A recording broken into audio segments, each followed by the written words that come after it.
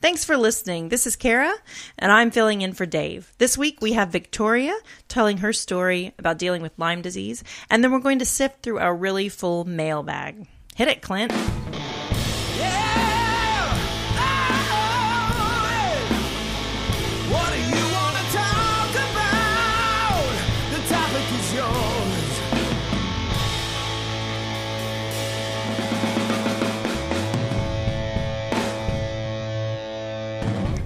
Welcome to The Topic Is Yours, where we talk about all the things with the most interesting people. Dave is taking a bit of a break. My name is Chara Watson, and I'll be taking over this week, but Dave will be back. Former guest, Chara Watson. Oh, yes. Here I am. She's been on the show twice before. Absolutely. We are looking forward to a great show today.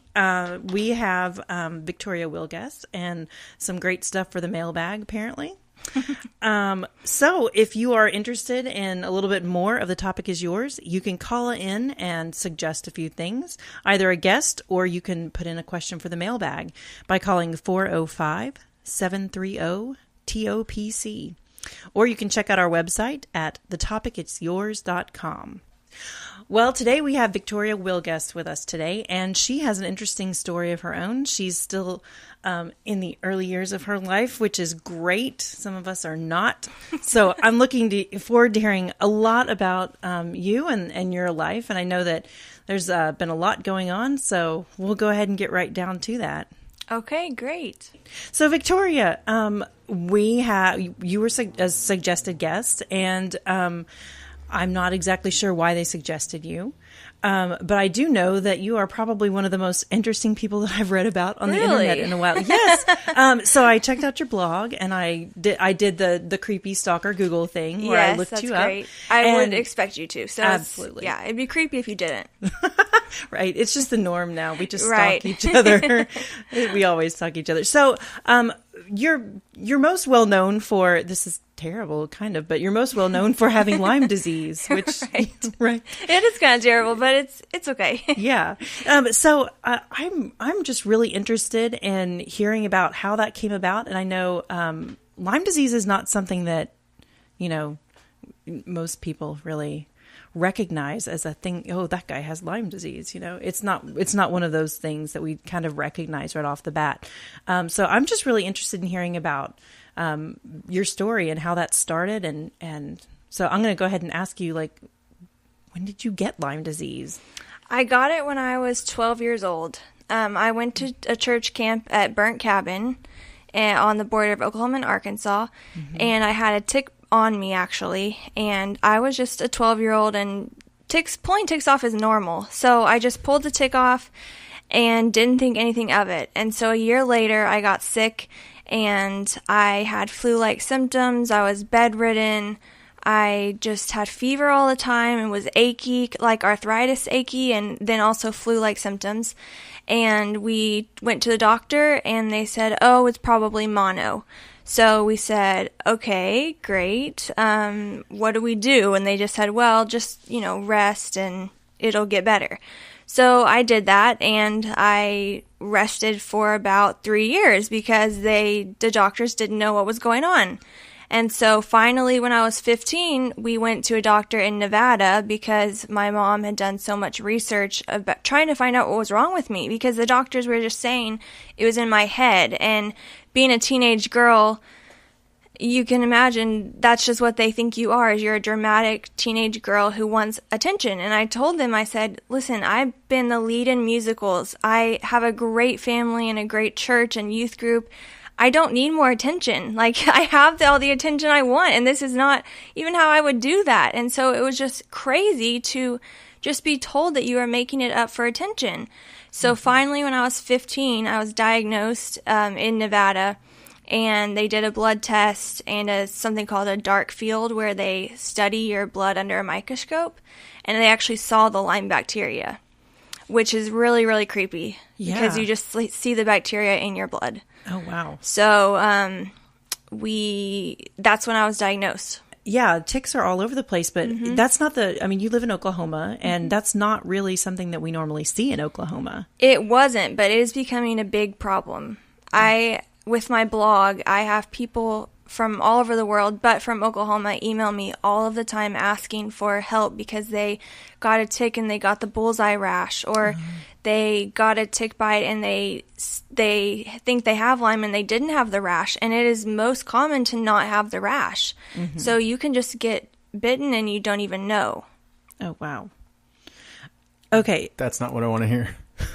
Yeah, I know. No, not at all. I know. I'm not here to scare you, but But maybe a little. but maybe, because Yeah. it's a devastating disease. Yeah, but I mean, when you think about it, at 12, if you had been more aware and thought, well, maybe I should just have that checked out, Right. it might have been a different story. Oh, totally. If Yeah. it was not misdiagnosed for 3 years, and if I didn't pick it off, it probably wouldn't have affected all of my organs and my whole body. Yeah. So, okay, so Lyme disease, what exactly, I mean, it's a bacteria in your blood, but what exactly, does it affect everyone the same way? No, definitely not. So Okay. it's a bacteria that's a spirochete. So it's in the shape of a spiral, and that burrows into different parts of your body and your organs. It's kind of disgusting. I don't like to describe it, but that's what it does. And so it can burrow into any and every organ, and your joints and your tissues and your muscles, which is why it causes arthritis and all the flu-like symptoms, and it can cause, organ failure and dysfunction. So it's not just, I mean, it's not just like one type of thing that you look for. Which is why it's so hard to diagnose. Okay. Because it could present as just a fever, or it could present as heart problems or stomach problems or kidney problems. You never know. Yeah. So it's just something to be totally aware of. Definitely, yes. And you can really get it anywhere, even though it's just not known. Yeah. Okay, so I know that you have had several heart surgeries in the last few years. So can you talk to me about that just a little bit? Yeah, in the last year I got sick. I had a port in my chest to treat the Lyme disease. And so I would do IVs at home every day and, do them in the hospital and everything. And that got infected with a staph infection. So the staph infection actually was coming from my heart. There was a plum-sized mass in my heart, and it had wrapped itself around the tricuspid heart valve. And so I was in septic shock, which is a horrible thing. I was in heart failure, kidney failure, liver failure. I had double pneumonia and pulmonary embolisms. Like it was a very hard situation, and I was close to not making it. And so they had to do open heart surgery, but I was too sick to survive the surgery. And so they just waited, and we just had people praying all over the world, and God got me through those days. And then it became apparent that we needed to do the open heart surgery, now rather than later, just because of some blood work and the infection continuing despite the IV antibiotics. And so they did the open heart surgery, and they removed the plum-sized mass of infection. And then he put me off and on bypass 3 times to try and repair the tricuspid heart valve, because replacing it, especially at my age, is not something you want to have to do. But unfortunately, it was too damaged, and so they had to replace it, which, fun fact, I can hear my valve clicking all the time. So I know it's working by hearing it click, but I have a lot of just different things that, because it had to be replaced, that I'll have to continue to deal with for the rest of my life. And so I came through the surgery. I totally believe that was God and the prayers of everyone. So I want to just thank them for that, because that means the world to us. And after my open heart surgery, I went into complete heart block. And so I had to have a pacemaker put in 3 days later. And then due to other complications, I had 3 other heart surgeries for a total of 5 heart surgeries last year. I was in the ICU for 6 weeks, and I was in the hospital for a total of 3 months last year.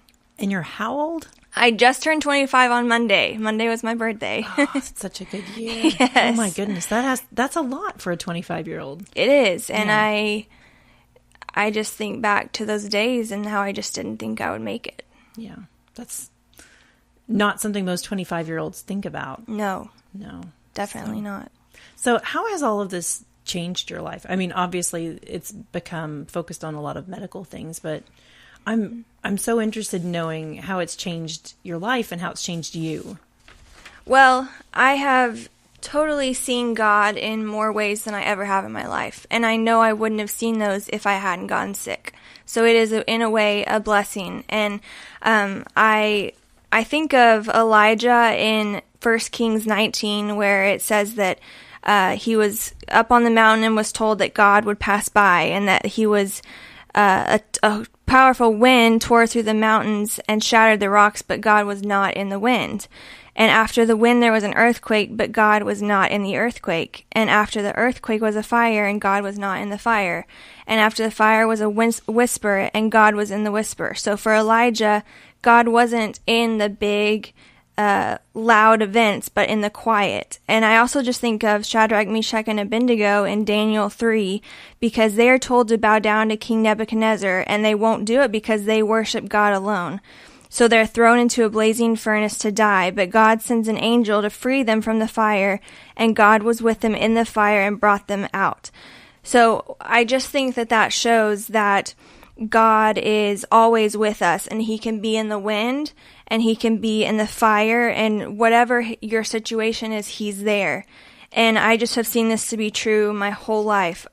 God has just revealed himself in new ways every day of my life, no matter the situation.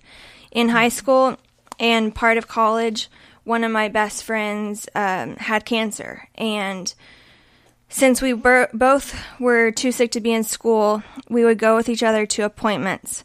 One day we learned that unless God performed a miracle, that she would be with Jesus soon. Her cancer had come back for a second time. Since I couldn't go to school, I was able to just sit with her every day until she died, and I was with her when she did die. And you know what? God was there the whole time. The day she died, you could feel God's presence like never before. He was there to take her home, and he was there to give us all peace. And then last year, when I was in septic shock, there was a day that I thought would be my last day. I remember it clearly, and I thought God was going to take me home that day. But I felt unexplainable peace. I rested in God's presence as he reminded me of his promises. That obviously wasn't my last day, but if it would have been, he was there. So he's been there every minute of my life through these hard years and months and days and even hours. And I just want you all to know that he's there with you too. He's there on your best day and your worst and hardest days. He's there in the whisper and the fire. I have absolutely no doubt. So what does your day look like right now? Right now, my day consists of doing cardiac rehab. So I do that twice a week, and then I'm supposed to do that at home as well. So I'm doing that as much as I can. Yeah. So cardiac rehab is just where they hook you up to monitors and watch your heart while you exercise they help you do that. Yeah. So I also have blood work twice a week. So, some days I do that. I do that every week. I have blood work twice a week. Mm-hmm. And my days just include a lot of resting and just trying to feel God's presence. I rest a lot. And just because you're still and quiet doesn't necessarily mean that you will find God. But you learn to hear him in so many different ways. And so a lot of times I find myself being still but not being open to God. Mm-hmm. And I just try to rest in him each day. But my days are just rest and doctor's appointments and things. And I can do about one thing a day. So this is it for today. This is my day. There you go. Yes. Well, thank you for picking us. Yeah, you're welcome. Of course. All right. So we're going to take a little break here in a moment and talk a little bit more with Victoria. And I hope you'll stick with us. Yes, thanks. Yellow Rose Amplification has been annoying neighbors since 2014. These high-quality, handmade tube amplifiers are at home on stage, in a studio, or in your bedroom, and they're built to last a lifetime. Yellow Rose amps are proudly built in Oklahoma with a Texas state of mind. Exclusive to the Topic Is Yours listeners, Yellow Rose is offering a 10% discount on their flagship amplifier, the RJC10. Check them out at yellowroseamps.com and enter the code TOPIC at checkout. The code again is TOPIC. Yellow Rose Amps. The Rose rocks.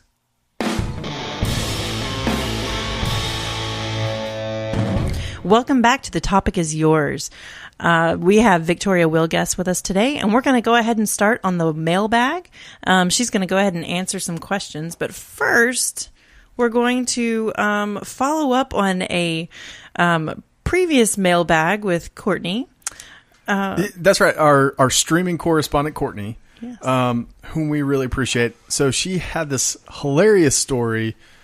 Recently, we were asking, a viewer wrote in, I'm sorry, a listener. There's nothing to see here. That's good. A listener wrote in and asked the question, what's the best prank we ever pulled or had pulled on us? Courtney was there to answer the question, and she had this wild, very funny story about her first date. She had this very funny story about her mom and some other men in her house brandishing guns as she was greeting her first date, something like that. So Courtney's mom, who is awesome, Yes. wrote into the show with her own side of the story. And Chara's got that for us tonight. Absolutely. So she's written in this letter, and I'm going to read it. A nice dramatic reading. She says, "This is Courtney's mother with a different story about her first date with Chara, whom later I adored. It is true, 4 of us had guns unloaded to greet her date. That's a relief. I did ask the required questions by a concerned mother. Where are you going? When will you be back? However, the first thing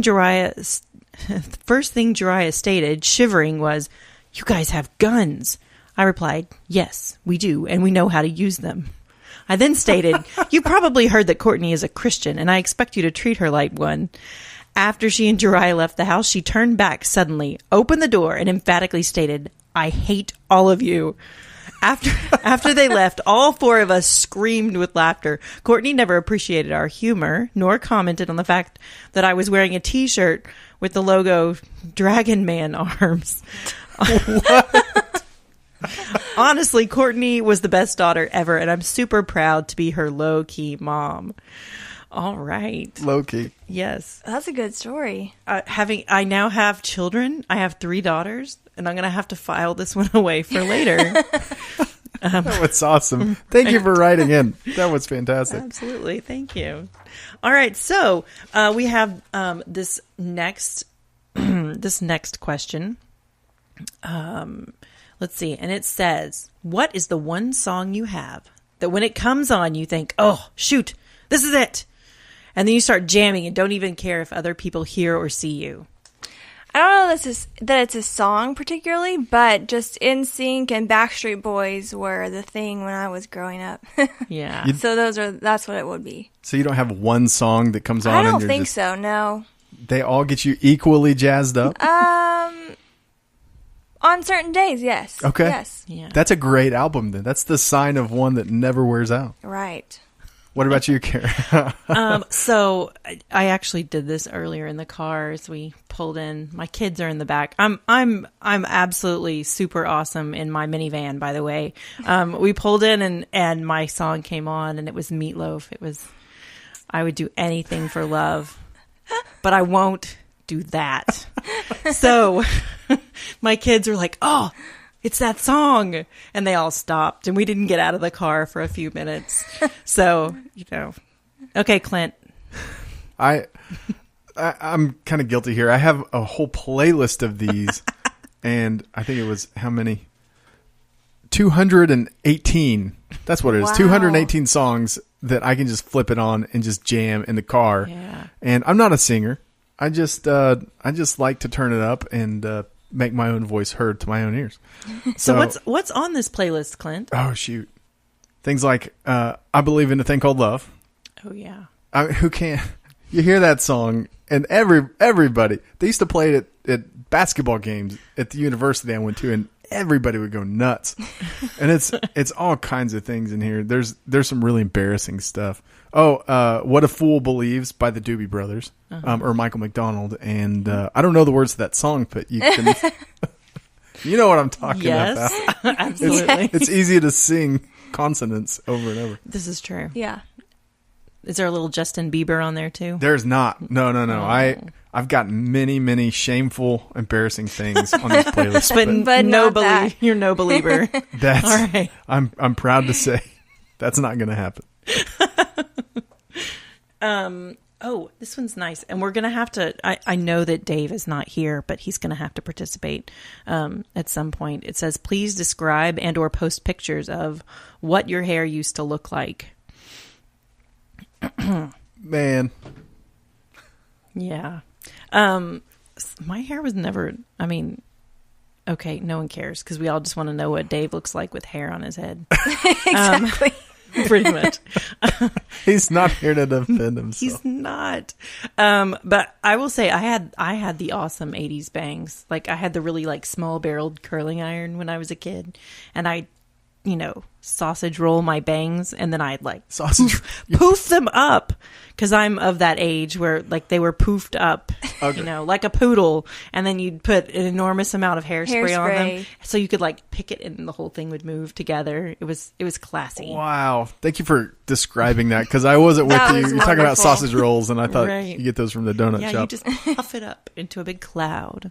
My I did this intentionally. My senior picture is quite a trip. I was kind of a screw off, and this is Exhibit A. I'll post this to the website, and Chara, hopefully you can get me a picture, and we'll I'll have post to yours find as well. some 80s bangs pictures. And I will holler at Dave's wife and get a picture from her. Absolutely. I don't think Dave's gonna do it. But yeah, my senior picture, I had long hair and just looked phenomenal. Yeah, it was. Yeah, well, I'll just leave it at that. Everybody can go check that out. All right. It was taken in front of. You remember, like the super cheesy Olin Mills backdrops, like the autumn scene. Yes. I had that. There was like a mill in the background with the little stream. I'm telling you. With the long hair. This is what I chose. Well, it wasn't that long. Yeah. Did you have props in your senior pictures? No, just me. Just looking good in my own picture, yeah. All right. Did you have props? No, like we went out to this place. I lived in Nashville at the time. And we went out to this place in Murfreesboro. So no Olin Mills scenery backdrop for me, but like we would like lay out on this big green lawn, and I had no props either, but it was anyway. I'll have to find one of those too because that was fun. Victoria, any fantastic antiquated pictures of you? Oh, I'm sure there are some. Probably being like a showgirl, because I would love to act and sing and dance, and I would perform for anyone. So I would jump up on the couch and dance, and I'm sure there's a great picture out there. Or a few, actually. Okay. If you get that to me, it's going on a website. Okay, I'll try. All right. See what I can find. What is the worst movie you have ever seen? Like so genuinely bad, you wonder how anyone ever spent money on it. And oh my gosh, these people are actually actors? That kind of bad? This is terrible. But the filming company that made Fireproof, like Oh, they've I made agree. several other Christian films, and Yes. like it has fantastic message, but the actors are all literally members at their church, and You can't focus on the message because of the bad acting. yes, I'm so glad I'm not the only one that Yeah. yeah. I'd have to say a lot of those Disney Channel movies. Oh yes, the those Disney are Channel the best. acting. Yeah. Yes. I think there's like got to be a school where they teach Disney Channel kid actors. I think there is. how to do that. They're like- all like the same. yes, and they start off on Barney as children, where they're like Yeah, they you learn watch how to them be grow. enthusiastic. Yes, they have to be enthusiastic about everything. You guys talking about like the Hannah Montana type stuff? Yes. Absolutely. Okay. Yes. All right. I'm with you Yeah. now. I was Yes. very lost for a while. We don't Sorry. do that at our house. So I don't Oh, have, you're not missing No. anything. I don't have cable. I just have, children. yeah. And I haven't seen these fire. They're your own entertainment. They did show the Descendants movie on ABC a while back, and my kids were ridiculously excited about it. And I was having flashbacks to high school when, High School Musical came. Well, no, I was in college when High School Musical came out. I'm not that old. I think I was in high school, so it was actually really cool because, yes. It's like, this is us. Yeah. But it was... This is what drives Jason Black and Dave crazy. I never watch this stuff. That's okay. I don't know. That is okay. High School Musical. I only saw it because the kids I was babysitting were watching it. So sorry, I don't watch High School Musical. You're still good. Yeah. I can't think of any. It's unfair to think of something like Ernest because those were supposed to be goof off movies, but I think I saw one that just really. I can't even describe why it was weird. It was just bad, and I don't know why, but it was Atlas Shrugged. Oh. Did you guys see that? No, that's just a weird book, so the movie couldn't have been... It was strange. Yeah. Yeah, I didn't get it. I don't think I finished it. I'm trying to think. Oh, I saw this other movie once with my husband right after we got married. It was called Molly, and I've forgotten the name of the actress that was like the main actress, but it was sort of like she was a special needs girl who had some like magical... like surgery brain something, and she like basically grew up in the space of like 2 weeks and fell in love with one of her doctors, and the acting was horrible and it was so awkward, and just watching her like go through puberty as a grown woman was just really awful. What was the name? Are you looking it up? Molly, yes. A bachelor becomes the unwilling guardian of his autistic, intellectually disabled sister. Then an experimental treatment works a dramatic change in her brain and his attitude. Mm-hmm. That doesn't sound good. Elizabeth Shue. Yes. And weirdly, Elizabeth Shue, like, normally she does stuff and you enjoy it, but I don't do awkward. My husband will watch Curb Your Enthusiasm all day long, and I'm hiding under the bed. Like, I can't watch it. I have to leave the room. So it was perfect for him. Were you a fan of The Office then? No, I could. I would watch it from the other room because I would have to leave in the middle of it. I was so uncomfortable.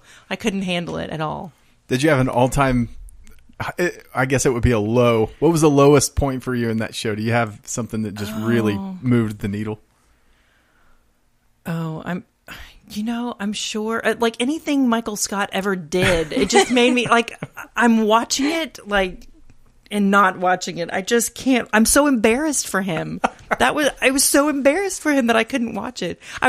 When we showed my older daughter, when we showed her The Wizard of Oz, she literally watched it from her bedroom so she could peek around the corner. That's what I was like watching The Office. It was awful. Wow. Yeah. That's intense. Yes. Yeah. I was just so uncomfortable.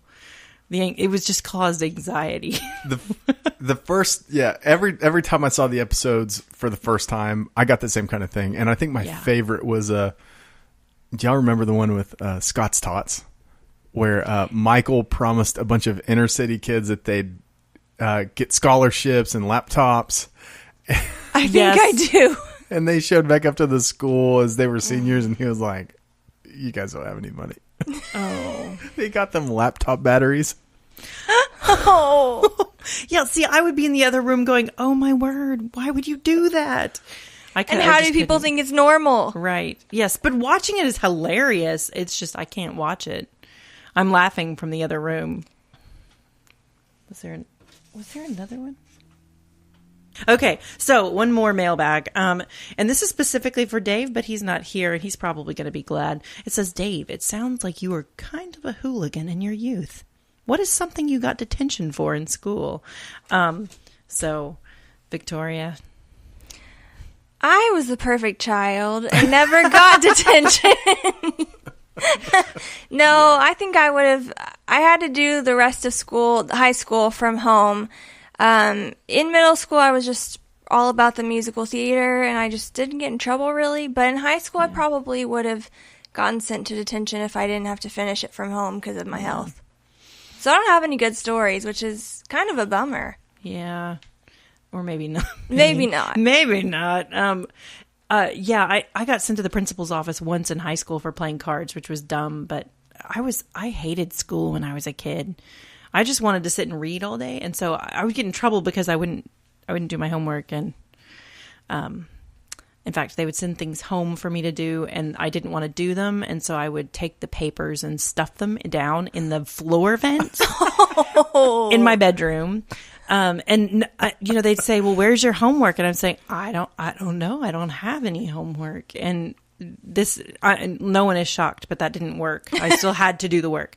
And you passed. I did pass. It was a miracle, direct from God, I think, because it wasn't like I was dumb. I just didn't want to do the work. Yeah. But I got caught eventually because that summer, I think it was after 2nd or 3rd grade. I don't remember which, but my mom heard a funny noise in the vent and was thinking mice or something. And so she lifted the floor vent up and pulled armfuls of paper out of the floor vent. Oh, did you get yelled at? My mom was just, as a mom now, I know she was just thinking, what on earth is this? And probably she left and laughed a little bit, but I was a horribly frustrating child. I would not do my homework. So anyway, I bet she was relieved it wasn't mice though.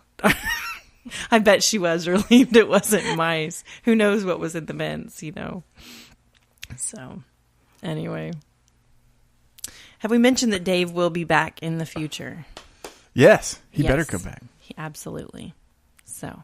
But we appreciate you filling in, Chara. I think you did a great job. Well, thank you. It was my pleasure. I really enjoyed it. And thank you for coming, Victoria. Thanks so much for having me. I enjoyed it. All right.